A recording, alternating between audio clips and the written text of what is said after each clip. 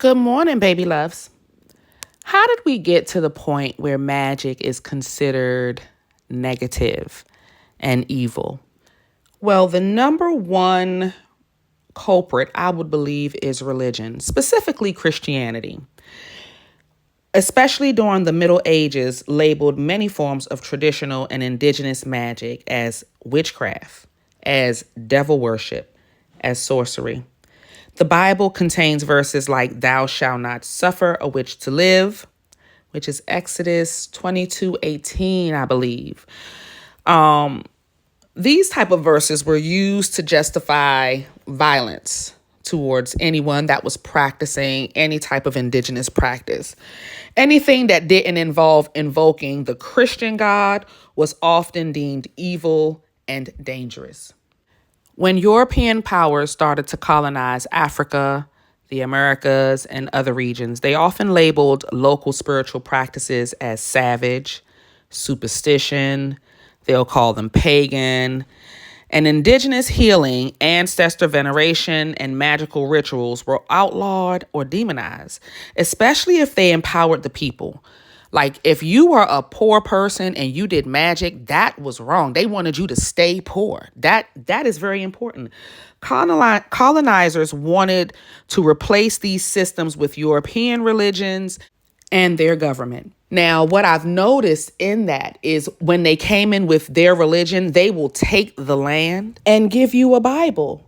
And that seems to be a very consistent story with whatever land that they took over, that people were forced to read this book and give up their land. And they're left with nothing, but they have the book. Just a little food for thought so y'all can notice a pattern here. Now let's get into the witch trials. In Europe and colonial America, thousands of people were executed or tortured for practicing magic. Most of them were women, midwives, any person that was an outsider. You were targeted. Who they had a real fixation on, though, were the healers. They didn't want healers healing people. The fear, misogyny, and social control fuel these movements, further associating magic with evil practices. King James specifically summons his pastor friends to rewrite the Bible, and he called it the King James Version. I'm pretty sure a lot of you guys read it today. And he was a terrible person with his big tongue ass. He fueled the Salem witch trials. He fueled it so much because he felt that a group of witches that lived in a small town in Europe was casting spells and keeping him away from his wife who lived in another country. Every time they tried to see each other, a big storm will happen and their ships will never be able to get across the ocean. And he felt that these witches was the problem. So he fueled that witch trial. He fueled the torturing of witches. Then he had the nerve to write a best-selling book on demons and witches, which, by the way, sold more versions than the King James Version of the Bible.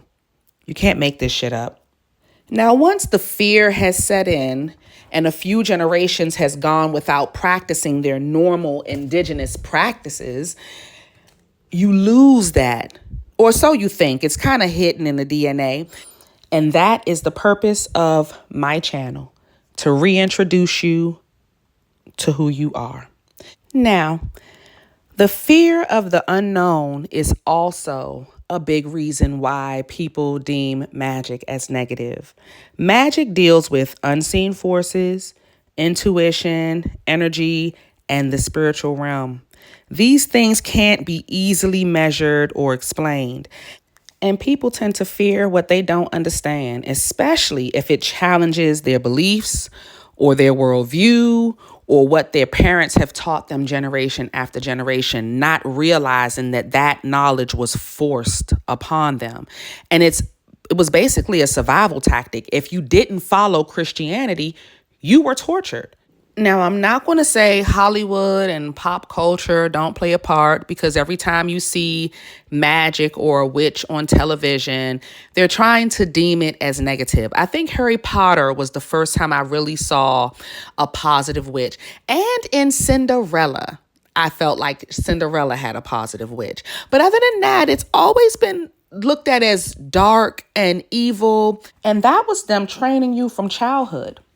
Now, the real issue is power and control.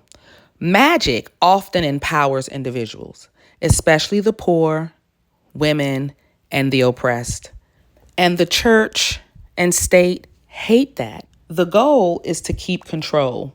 So they will attack magic in order to keep that stronghold on the people. By calling magic evil, they discourage people from exploring personal power or their ancient wisdom that has been passed down from generation to generation.